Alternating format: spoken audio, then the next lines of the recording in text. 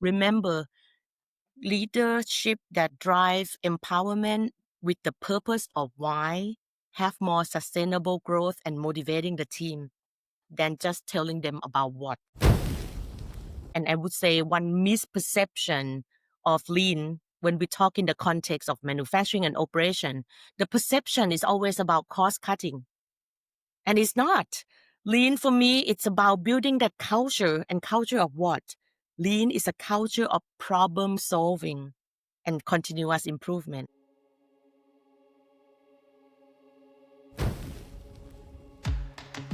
Welcome to KPI Fireside.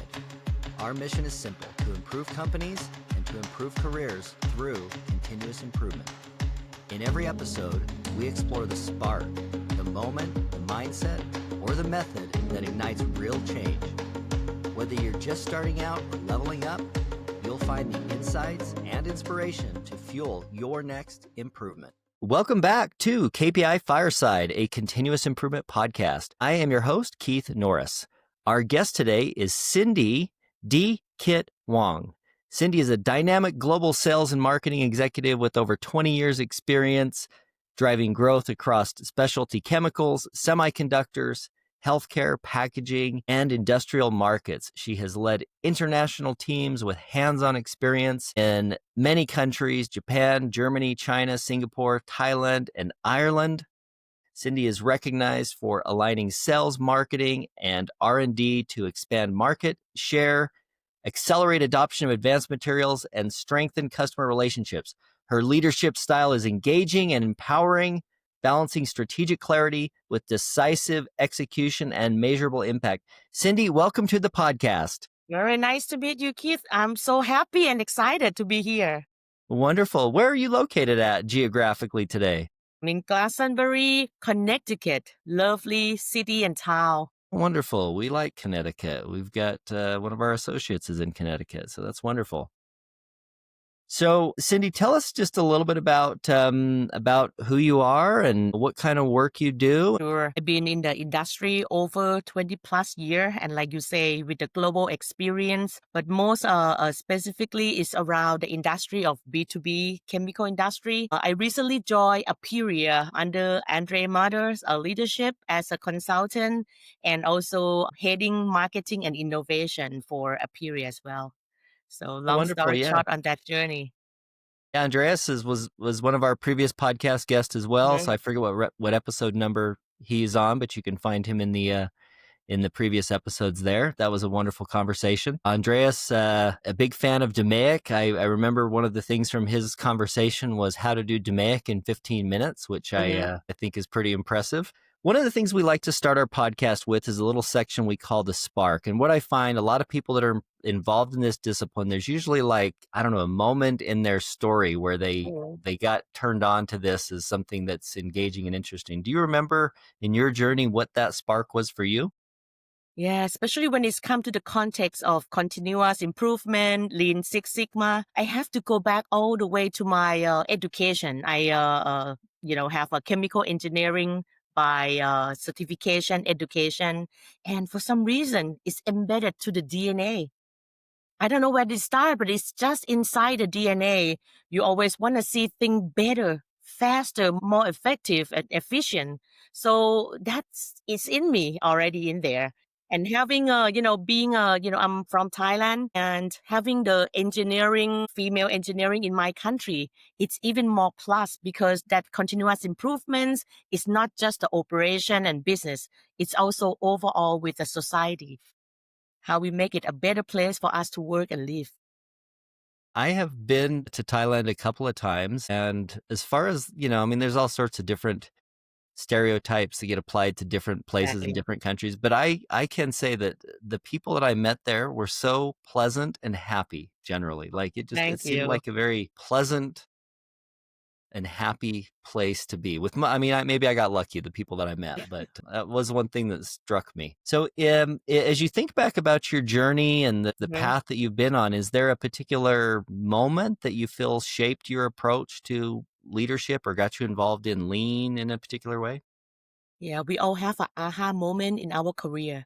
And early in my career as an application engineering, helping with the design product development, for me, it's all about when you have that moment, when you solve the customer problem, when you help winning the project, even one project at a time, that is a moment for me where, wow, we achieved something.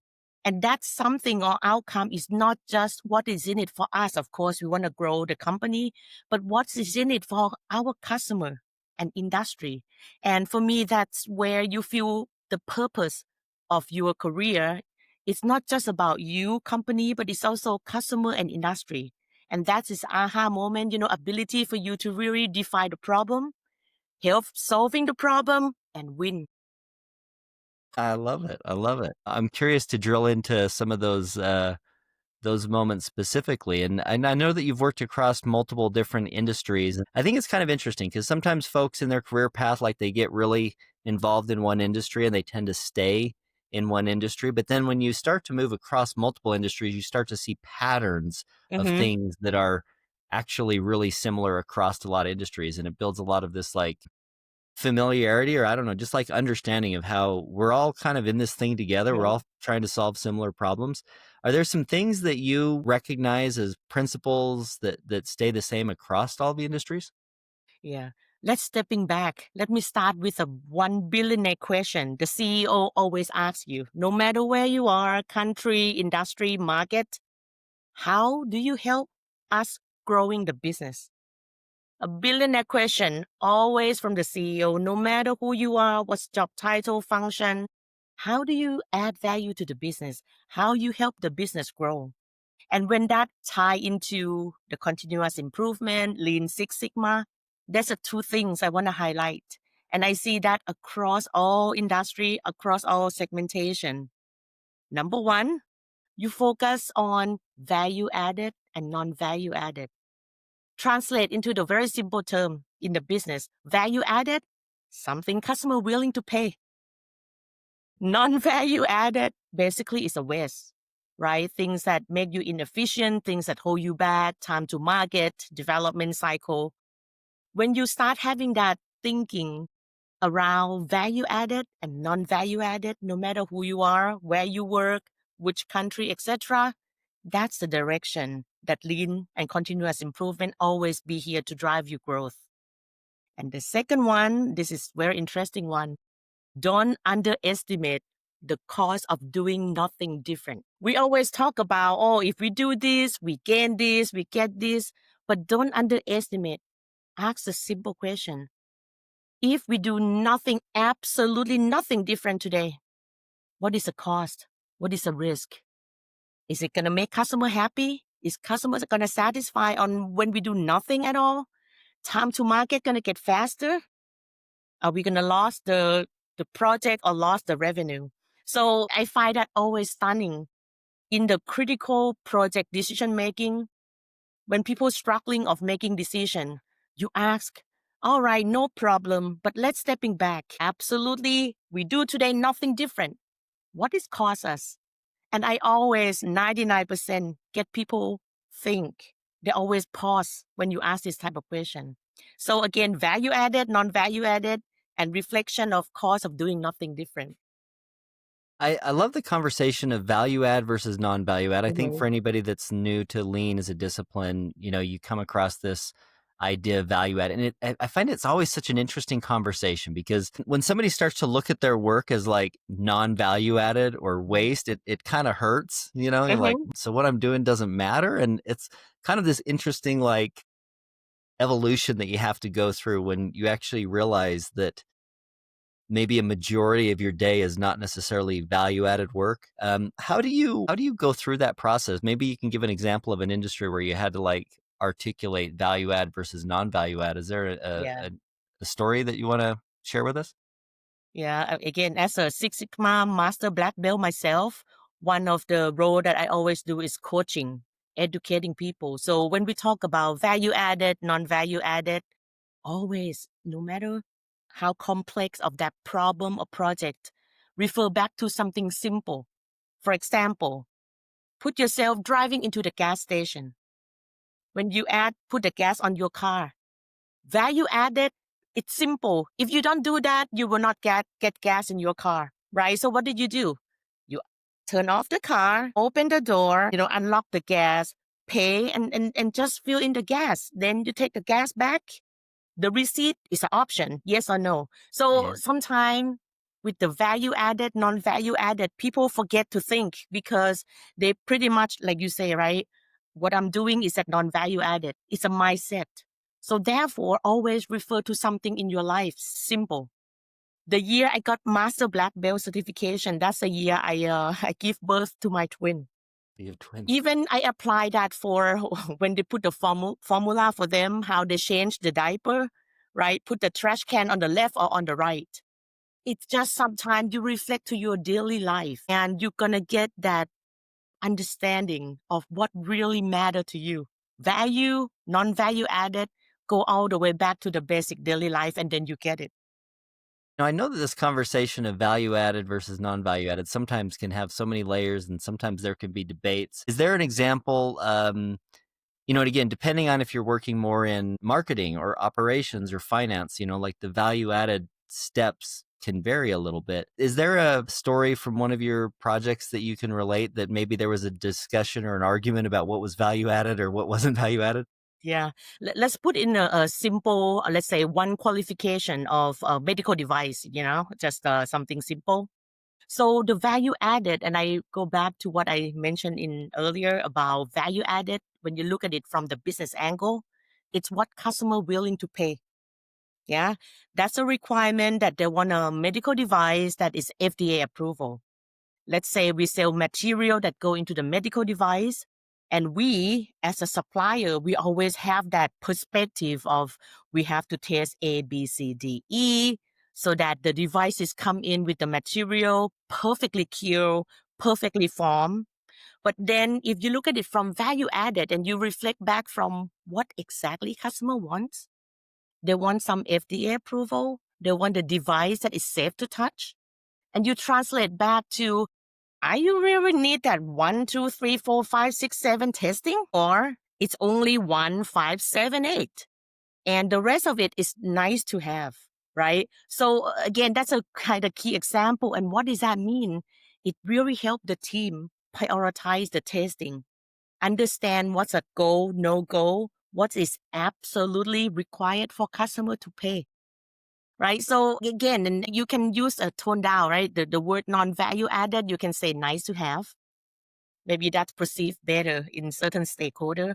But again, in the end, you reflect on what absolutely matter and matter for what? Matter for your customer. They're willing to pay that money for this according to this testing.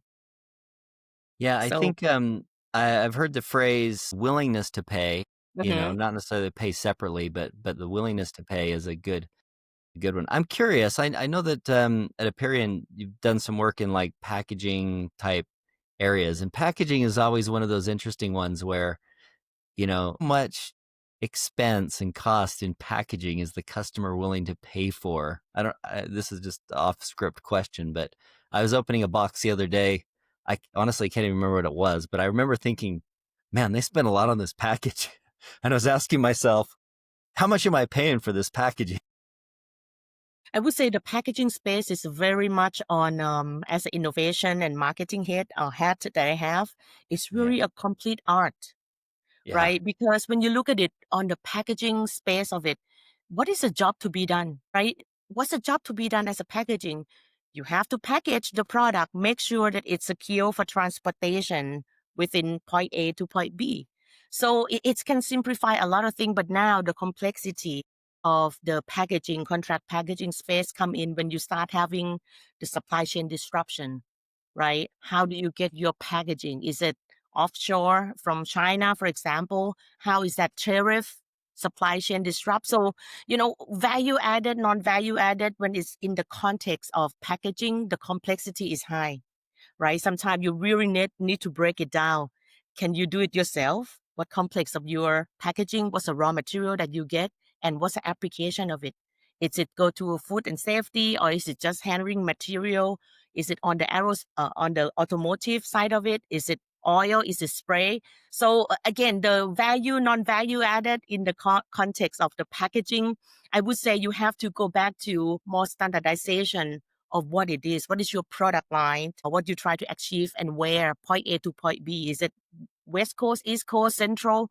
So again, that's why I'm called it's an art when it's come to packaging in Yeah, space. I think it's so interesting. And again, this is probably a great example of one of those many debates that can be had in an organization, because the definition of value add is rarely as clear. What's there's a little saying that I like. In theory, practice and theory are the same, but in practice, they're not. So let's use a little example of the wrapping that goes around the thing. What is the job to be done? If I'm just buying a new phone or something, or buying anything for myself, wrapping it would not necessarily add to the value add. But if I'm going to a birthday party, or I'm going to an event or something, like, the wrapping that I put on the package is part of the experience that the person's getting, right? So that's kind of an interesting example of how in some situations packaging can have value, and in some situations, maybe it doesn't.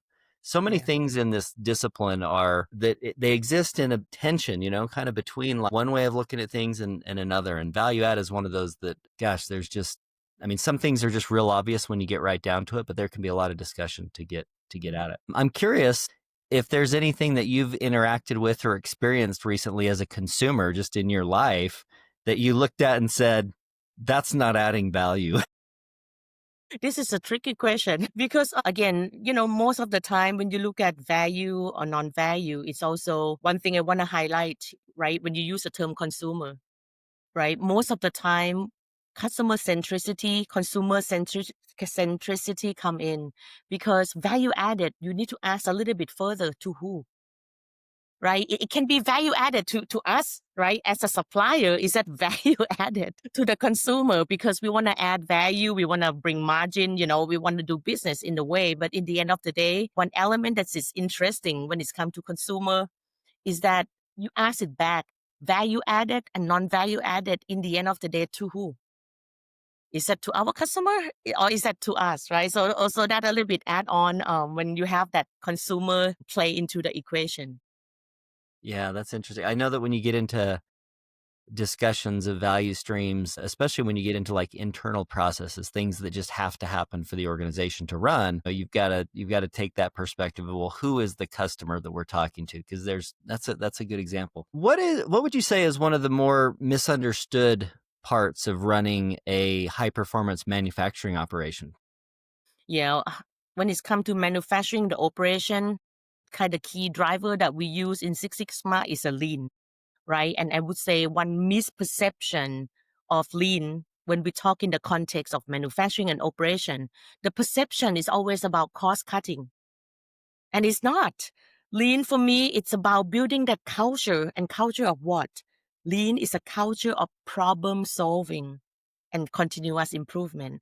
And I think this is for me things that I want to highlight to the audience, where don't think about lean as a cost cutting. Don't think about this as a cleaning and some kind of housekeeping. It's not.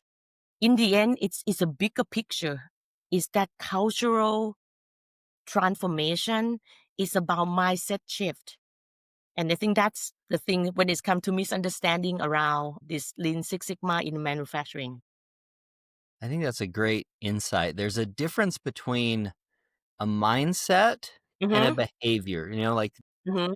I think sometimes people think that this lean thing is a behavior, when really it's a mindset, Mm-hmm. and it shows up with certain behaviors, like, us, or Mm-hmm. saving some costs or something. Like, it Right. shows up in certain behaviors. But if you think that it's just the behaviors that you're trying to replicate and you miss the mindset, Mm-hmm. you're really missing more than half the story. I Yeah. really like that. It's a great way of thinking about it. Is there an example that you want to share with us from a time when maybe a small change had a really outsized impact? Let's look at it. I give example of the medical device. Let's go to electronic. Maybe pivot a little bit on electronic manufacturing. Standardizing is one of the key small adjustment when you come to manufacturing of like consumer electronic, etc. And when you assembly the electronic component together, standardizing, optimizing the curing time. It is a big shift on how we gain more yield. And small thing, curing time, sometimes in seconds, sometimes in minutes. But when you look at it from stepping back and look at it from the bigger picture, right? It saved millions. And that's a small example where people think about curing time, oh, small thing. Once you optimize the curing time, my goodness, the throughput, that yield and that cost that you get in the end it's in the million can be, right? It depends on how much of the project. So that's for me, at the time, it's a very good example of the small adjustment. It can scale into $1 million, the $1 million impact. I'm super curious about that example. So was there like a problem with scrap or yield in that Yeah, scenario? because in consumer electronic, it requires so many components in the circuit board, right? So think about if you have, let's put in the simple way, one component can be 10 pieces of thing that you have to put together, right? And it's go by module to put the part one, part two, part three together. And when you start optimizing the curing on the part one, then the part two that come in and you put it together, it get optimized. So, you get multiplier on what's a small curing time that you have, right? Because it's synchronized of how we put the module together. So the timing and optimization of that curing, it's become important when you look at from the end component standpoint. Yeah, so when you say curing time, and again, I'm not an expert in medical device manufacturing. I've walked through a few floors and seen some things, but I'm kind of picturing like Need to put things together, stick it the together. soldering, like soldering parts together. Yeah, Is that kind of additive, the glue, the special glue that make it stick together. Sometimes you need to put some potting material. Sometimes you need to put some, sealing around the component, and everything require the curing.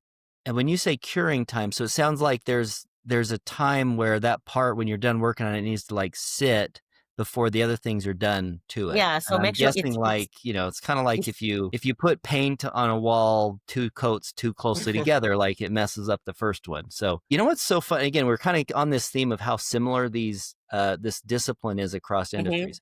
I was talking to a friend of mine the other day who digs holes basically, mhm. right? Like foundations and holes for buildings and builds roads and stuff. And he was telling me about a mistake that somebody had made where they had dug the hole, they had put the different layers in that they have to put, but they didn't wait long enough for the earth to settle and the Mhm, rain to fall. And, and it was so interesting how now that I hear what you're saying and I hear his example, I'm like, oh, he had like a curing time problem. They didn't wait long enough for the one step to happen before they did the second step. mhm. And I love that that's one of those examples that probably so many people can relate to in their different industries. And knowing that that's even a thing that you need to pay attention to sometimes might not be obvious. That's a really good example. I know that a lot of people that we work with at KPI Fire, scrap reduction is usually one of the things on their radar in their manufacturing processes. So it's interesting to hear how somebody had an insight, and sometimes those insights can apply to completely different industries in ways that we don't even realize on this. Is there like a lean tool or a principle that you see is often misapplied or just misunderstood? I mentioned briefly earlier about 5S, right? About 5S get misperception around housekeeping. And when you look at 5S, it's so simple, it so makes sense, and it apply everywhere, right? You know how you organizing your folder, even on the emails, right? When it's come to project management, no matter sales, marketing, chemist, how do you organize yourself, right? And that's for me, it's embedded into the principle of 5S. It's go beyond just the perception around, oh, 5S again, the housekeeping, and I think that's, if you ask me, number one misperception of the two, 5S is there. And 5S for me, the value is very comprehensive. You can use it everywhere, anywhere you go, right? It's so simple, makes sense, and it's very straightforward. You don't need training for this. You just need to lead by example and bring that face into your daily life, right? That's why, the KPI Fire too, I really like that structure too, because sometimes it gives you that visual to understand how you can really organize what is important, bring some sense of urgency, and that's connected well with some simple tool like 5S from the concept Right. standpoint. Yeah. So, on this podcast, I like to explain or elaborate acronyms and things that we get into. For anybody that might not be familiar with 5S, how would you explain 5S just Yeah. briefly to someone? Sure. So first, you just put the perspective, the simple term, like when you sort things out, right? You shine something, make it shiny, make it cleaner. You standardize a certain aspect of your daily life. You set in order, right? How does that get into the order? Is it order number one? You do this one after you finish this, then you follow with this, put in order, sort things out, can be color coded. What's urgent, not important, you know, nice to have, non-value added. The prioritization can be something from color coded. This is from customer. This is maybe from your client. So, and in the end, how do you sustain it? Right? How do you last is right? Sustain. You can audit your work. You can go back and say, hey, last month, do I organize myself well? Do I need some adjustments? So that's a very simple application of 5S. Sort things out, set in order, standardize, shine, and sustain. Again, it can be different interpretation, but that's how I apply in my daily life in a simple term. Yeah, and I think it's one of those principles that can apply everywhere. I mean, Yeah, basically just things that are more organized are usually easier to work with. If you can exactly. find the tool that you need when you need it. If Uh-huh. you can find the keys when it's time to leave your house, that's usually better than wondering where they're at, for example. That's a great example. When you're introducing lean to folks that aren't familiar with it, do you Mhm. have like a go-to or a first move that you turn to? When you introduce this type of concept, Lean Six Sigma, continuous improvement, and we all have a project team, the stakeholder to deal with, the most important step is listen. Listen. Listen to what? Listen to where they come from, because remember, things always happen with some reason behind. And, listen to why it's happened the way it's happened today. And the most important when you have a active listening skill is that you understand what drive that. What are the pain points? And when you start having that understanding of the pain point, that validation, that relationship come in. And remember, the ownership start when the people feel that the voice is heard. Soft skill, but Keith, very important. Listen, right? Listen to understand, not listen to response. We have a tendency to listen and start formulating how we're going to respond to that. But stepping back, listen to understand. Remember, once they feel that their voice is heard, they will have that ownership and join the journey with you. Again, that's another one of those principles that conceptually it's so Mm-hmm. easy for us as humans to be like, "Oh yeah, of course I should listen." And we Mm-hmm. all know that. But it's one of those things with I think any good practice worth Mm-hmm. devoting your energy to as a human to get better, and it has this layer of complexity where it's almost like the more you put into it, the more you get out of it. This idea of being a good listener, man, like knowing versus doing, it's always it's one of those things that I'm sure even if you're really good at it, you can always get better at it. It That's it. requires so much practice, Keith. I mean, we all live in the society and the social way of responding. We just have a kind of the courage and the excitement. Oh, I know this. I want to share this. Oh, but have that discipline of listen. Just listen to understand, ask the right question. So again, I bring it up because like you say, simple, easy to say than done. On that topic, I'm curious, do you have like a go-to question or one that you like to use when maybe you're new in an environment and you're getting to know people? Are there like a question that you like to use to extract that kind of information? Yeah. I use this all the time. What problem we're trying to solve?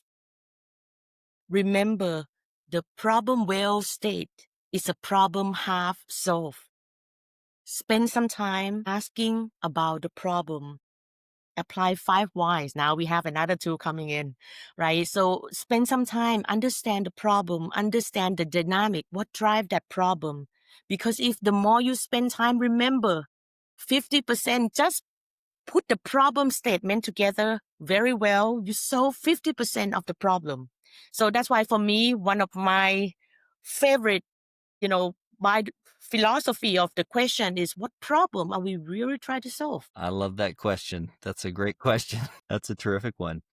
So again, with all the pressure on the CEOs saying, I want business results there's so much of this like learning and Mhm, understanding and culture stuff that we want to mhm, try to, get. How do you balance the hard needs of the business with mhm. things like building culture?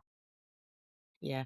For me, the key secret sauce when it's come to culture transformation with this, it's about quick win. Small is the new big. And this is so true, right? Of course, you have your North Star, you have a big, clear vision of your big goal. But just remember, building a small, quick win, it's not just bring in the dynamic of empowerment of your team, encouraging that the tool, the processes that we use is working. And the third one, when you deal with executive, of course, the patient might not be there. But when you have this quick win, especially more than 1 or 2 times, you can show so-called direction. Mr. Executive, look, we have this 2, 3 quick win, 2, 3 data point to show we are heading to the right direction.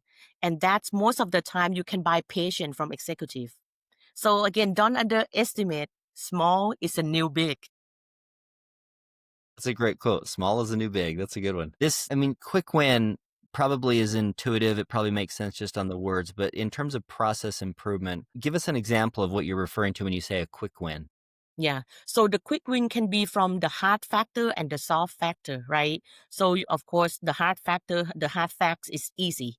The quick win when you start seeing progression or progressing of maybe the cycle time, number of the yield improvement, number of the waste reduction. So the hard facts is clear, right? And when it's put into the context of continuous improvement, you can put into the graph as a key visual that the trend is there, right? But when it's come to the soft fact, it's also pretty much about stakeholder buy-in, stakeholder management, stakeholder engagement, right? So when it's come to the quick win, not necessary to go to a clear black and white.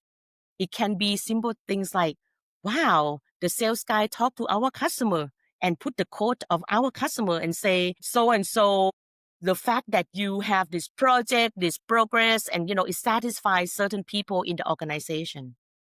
That can be a quick win. And remember, the voice that comes from our customer is the loudest one that we can show to the organization. Would it be fair to say that most things that qualify as a quick win are things that don't usually require any extra budget and things that usually the people closest to the situation are like, oh yeah, that's obvious. We should totally do that. Yeah, definitely. And remember, when it's come to continuous improvement, it's not about million of dollar investment in CapEx. It can be some incremental cultural shift that we can show into the organization as a quick win. Of course, if you win the project, if you get significant number of incremental improvement, that's also there, right? But remember, just put as an art. Some soft factor can drive so many things. So, how do you go about coaching managers and supervisors in the organization to become leaders of improvement rather than just task managers? I coaching the team all the time about asking the right question. It's not about telling them what to do. It's about empowering the team to lead by curiosity, not by command. When the accountability of the mindset shift, of how they're looking at the problem, how they start not jump into the conclusion, but understanding, apply, ask themselves 5 times, 5 whys, right? Why? And once they have a clarity of the problem, they solve half of the issue, right? So having that coaching for them to start asking the question, not just giving an answer. We, as a Six Sigma practitioner here, we know the answer, right? We have the tool, but having that coaching ability to stepping back, let them see the problem by themselves, let them figure it out, the tool, and it's no right or wrong. Having them have ability to see the dynamic of that certain problem asking the question, and let them have a more curiosity of that culture. And that is how I see the coaching of continuous improvement, Lean Six Sigma in the organization. Encourage asking the question. This episode is brought to you by KPI Fire, the all-in-one platform for continuous improvement. With KPI Fire, you can align strategy, drive execution, and engage your people. So whether you're leading a team or driving enterprise-wide change, KPI Fire helps you deliver real results. Learn more at www.kpifire.com. Do you find, again, organizations exist at all different levels of evolution and along the spectrum of continuous improvement, but let's say somebody who is maybe a smaller organization and they don't even really know about this. Somebody in the organization is going to have to kind of like say, hey, we want to get involved in this. And as an organization grows, one thing that I see as a debate sometimes with Mm. continuous improvement is, should we have dedicated resources to push this continuous improvement thing, or should it just be something that we expect from all of our leaders to do all of the time? Maybe you have some thoughts on that. Yeah, it's not a black and white. Of course, ideally, especially when you're at the early stage of applying continuous improvement, right? You need some so-called specialist who certify understanding how to use the tool, use the Minitab, all kind of the tool, including KPI Fire, right? Where when you have that specialist come in, bring a quick win to show the organization that continuous improvement is working in our organization. Once you have that proof point, then it needs to be embedded into the organization, regardless of the function, from the top down, bottom up. So I see in the long term, continuous improvement have to be a part of that culture. And at some point, continuous improvement in the next 10 years, I see a huge shift from manufacturing shop floor to sales, marketing, innovate. So that is how I see that it have to be transitioned into be a part of that company culture for you to have that sustainable growth. Otherwise, bringing in specialists when they leave the project is done, and there's no sustainable of how people continuously using that tool in the organization. So with Aperio, when you guys go in and work with a company, are you going in and like helping them set up the culture? Or are you going into like work specific problem areas and projects? Maybe you could give an example of Yeah, most and of the again, time. the perspective here is, again, our audience is in companies at different sizes, and some Hmm. people are probably thinking, God, we really want to have more of this happening in our company. Do I Hmm. need to have a full-time person on my staff that does this, or maybe I can hire a consultant? I'm kind of curious if you could just give us a perspective on how you guys have seen that So I expand. go back to a billionaire question from the CEO. How do you help them grow the business? And that is our starting point, right? Start from that client, let's say client drive back to us, where in the end of the day, continuous improvement, Lean Six Sigma is embedded into how we do the business. And when you reflect into not about continuous improvement, not about just business, but you apply it all together, right? Go into your client. How do we help you grow the business? How easy of your sales, how we can help you improve your efficiency, your profit margin. And again, this is a business language, Keith, but in the end, it's continuous improvement, right? You make it more efficient, you eliminate the waste, So when you come to consultancy area, in the end, it's all about driving the growth of our client, regardless of your scale of the business, your revenue, right? You want to have more efficiency in your operation. You want to have more effectiveness, even in your sales process, right? So it doesn't matter manufacturing or into the marketing and sale. We all Yeah. apply the same concept. Again, I just keep coming back to these themes that are part of continuous improvement. It's really similar, the work to be done, whether you're talking about how to improve the way you're painting parts in your in your manufacturing facility, or whether you're trying to improve your sales and marketing function, or whether you're trying to improve your back office finance, source to pay, all kinds of processes. It's very similar. Mhm. Let me ask you, do you have a favorite KPI, key performance indicator, that you would use to determine if an organization is really improving? I love this question. And if I reflect back and pick, it's hard to pick one, but if I have to absolutely pick one thing, I pick the first past year. first pass yield. It's like first right? time right, Because, first pass yield. yeah, do it right the first time or first pass you, right? Where basically it's indicate that if you have that for the first time right, the rest of it will follow. And that's go back to the conversation we have about problem statement, right? Spend time on understand what it is, because if it the problem well stated is half solved. Same thing, if you do it right at the first time, the rest of it seemed to be easier to follow. So that will be my KPI that I love. It's, I'm passionate about it a lot, where you spend a lot of time, make it right the first time, and believe it or not, the rest of it will follow. I'd like to drill down on that just a little bit. I love that metric, first time right, great quality metric. What are some things that you've experienced that are, kind of thinking like Pareto reasons, like reasons that might not be going right? What are some things that you found that could cause a poor first time right? Yeah. Most of the time it's coming from the alignment of the requirement. That put example of the project, right? We have a project with our client, our customer. First time right, what does that mean? It can be simple thing like customer require 1 to 8, but we put the requirement from 5 to 12. It's not the right the first time, just the alignment of the project definition, right? So again, the food right the first time is go beyond just the output. It's go into the process, right? Where are we really listening on the requirement?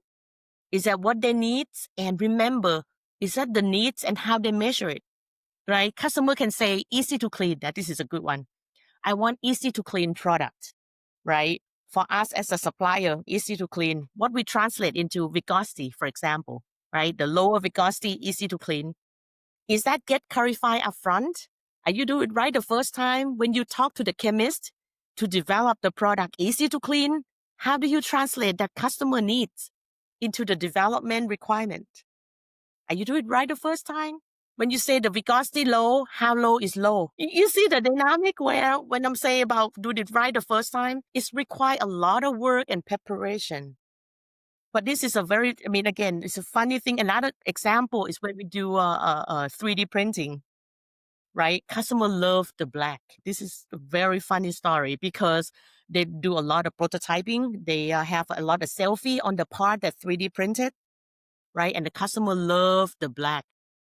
And then we, industrial product, we do the black and it's a matte black. It's not the industrial black because when you do the selfie, it's have a flashlight. So again, just the color of black. We understand it right. Is a black in which way, right? So that's a simple example. Do it right the first time. Are you really do it right? That is meeting expectation on both. Are you translate that needs into what exactly have to be done? That's such a good, I mean, that's a lesson that I personally learned so many times is one of the hardest things to make anything go smooth is to have the Mm-hmm. clarity up front of what you want, Mm-hmm. in the expectations. And that can create, initially it can create some back and forth when you have to go to your customer and say, well, what exactly do you want? And being able to recognize when you have a set of requirements that are unclear, like you said, hey, what color do you want? I want black. Well, do you want gloss black or matte black or Not industrial? Like, black. yeah, you have to have a certain amount of experience with the process to even know what questions to ask. I think that's again, another one of those lessons that is so relevant to so many different industries. So with a focus on motivating people to do their best and improving, do you have like a secret to keep that happening consistently? Yeah. And this is come in with a element around generation as well, right? When you look at the workplace, our client, our industry, they start having a lot more shift of the new generation coming in, right? So when you talk about motivating people, I think it's important that we need to take it to the perspective of the generation mixed. But in the end of the day, motivating people, I always start with the dynamic question of why. Why is this important to you? Why are we doing this? Right? Instead of telling them this is a goal, we want to grow the sale by this, but why? Because it will help this business unit, so and so, help our customer. This is a new key project for them to win. Remember, Leadership that drive empowerment with the purpose of why have more sustainable growth and motivating the team than just telling them about what. So remember, and again, it's not easy, right, to find the why. Why? What's drive that? What's the purpose on doing that as a team? Of course, the individual why might be easy, right? They want to come has a stability of work. They want to have promotion. But when you put into the context from the team, from the project interface with your client, your customer, reflecting that why, right? What's the purpose why we're doing this together? And that have a lot more deep or depth of the relationship building. So that, will be my, let's say, my philosophy of the leadership. You start with why and let the purpose What drive. what are some examples? First of all, how do you ask that question? Who do you ask it to? And then what are some examples of answers that you get back to that question?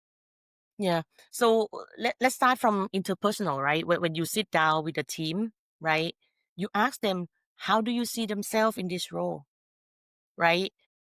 How do you see your work make an impact to our customer? Why do you think it's important?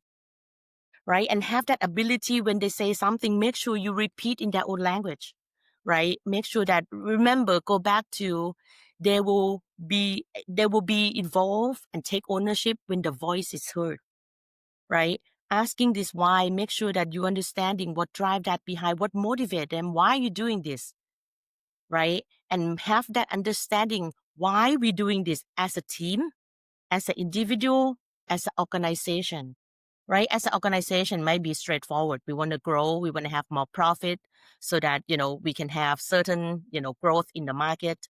When we do with the customer, why we doing it with the customer? Because we want to grow, right? Have that purposeful understanding of why that drive interaction will be the most helpful. It's a good example.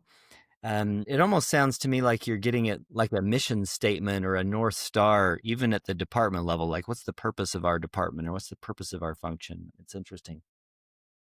So we all know that all this stuff is like great in theory, and yeah, we want to improve. But then you and I, we get off the podcast and the phone rings and the fires start. How do you keep people focused on this improvement stuff or the big picture when they've got all these like daily fires burning? Yeah. So first of all, learn to acknowledge, right? We live in the corporation, we have a career, we have life. Thing is not straightforward, right? So I think it's important for the leader, and most of the time it's mislead for the leader to just ignore, right? To acknowledge that, yeah, there's a firefighting. There's some last minute request from our customer that you have to do today, right?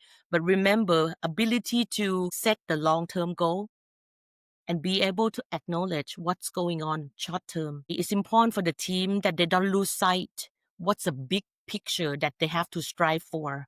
But as a leader, learn to acknowledge. Just don't say sorry, don't say it's a mistake, whatever it is. Acknowledge. Look, it's life. We have to balance what's in front of us.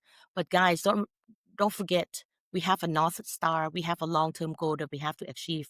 So having that balance of acknowledging things happen, but keep that big picture, long-term focus with a long-term goal. Yeah, that's good.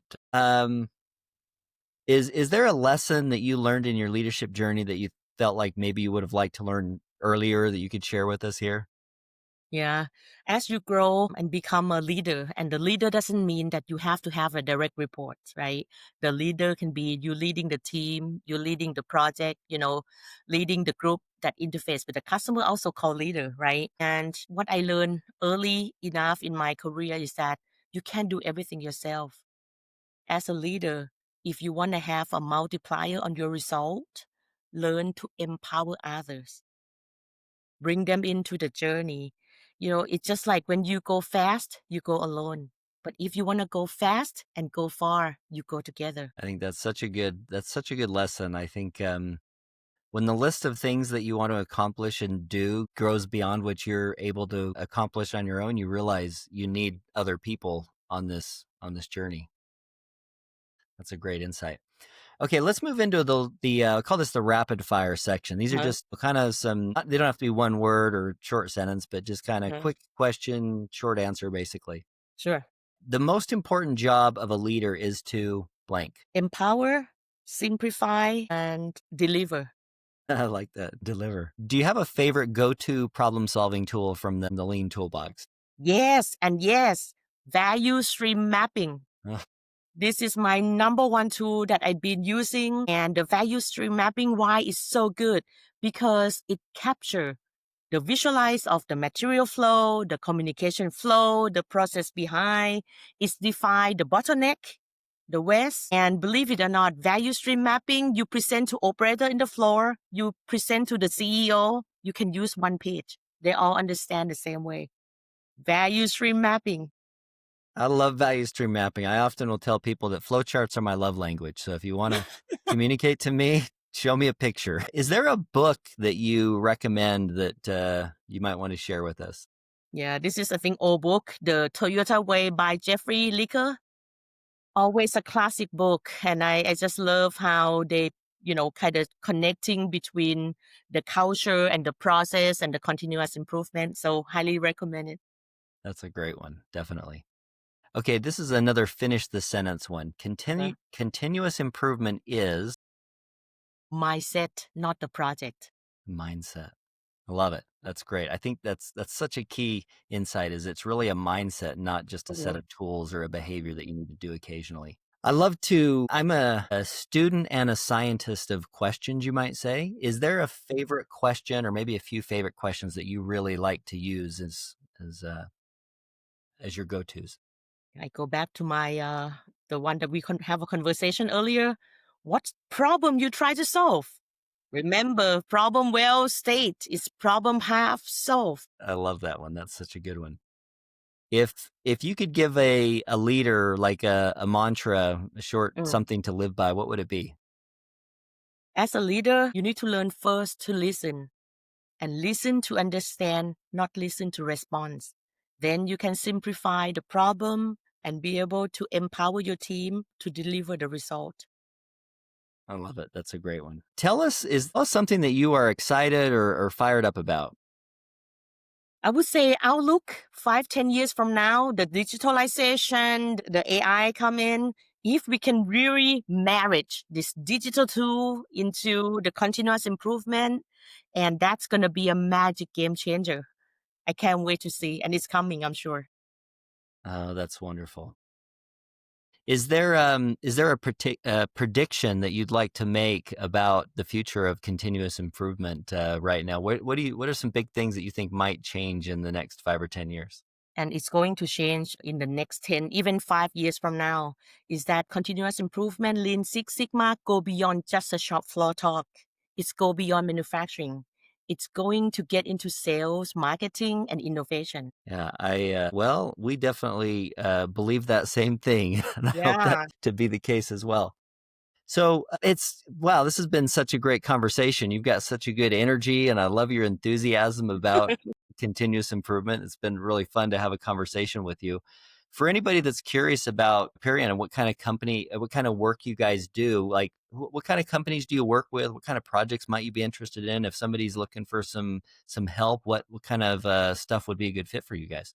Sure. We like to call ourselves Aperia as a specialty consultancy, and we provide a consultant specialized in the B2B packaging chemical industry, and we help a lot of our clients grow the business with a platform that we have. We have commercial excellence, innovation excellence, and the business excellence. So if you're looking for somebody to come in and be a part of your journey and help you grow, think about Aperia. Well, Cindy, it's been such a pleasure to have you on the podcast here today. I'm so grateful for you spending the time with us and joining us and just sharing some of your wisdom with us. It's been really enjoyable and fun for me. And for anybody that's listening to us here, if you want to suggest a guest or ask a question, you can find me on LinkedIn. I suppose they can find you on LinkedIn, probably. Is that the best way to reach you? You can find me on LinkedIn. You can find Cindy on LinkedIn. Cindy, do you want to spell your last name for us here just so that everybody you can find me Cindy, Cindy Deekitwong, Deekitwong, my last name. Deekitwong, wonderful. And I'm Keith Norris, of course. And this concludes this episode of KPI Fireside, a continuous improvement podcast. If you have enjoyed this episode, be sure to follow us on the socials, share the podcast, drop us a little comment, go ahead and give us a little like or a comment. We We love to hear about things you liked in the episode. That's always fun. And please share this with anybody that you know that's as passionate about continuous improvement as you are. Somebody that you think might have that little spark, somebody who might be interested in this discipline. And yeah, check us out wherever you find the podcast. Until next time, keep driving progress and sparking change.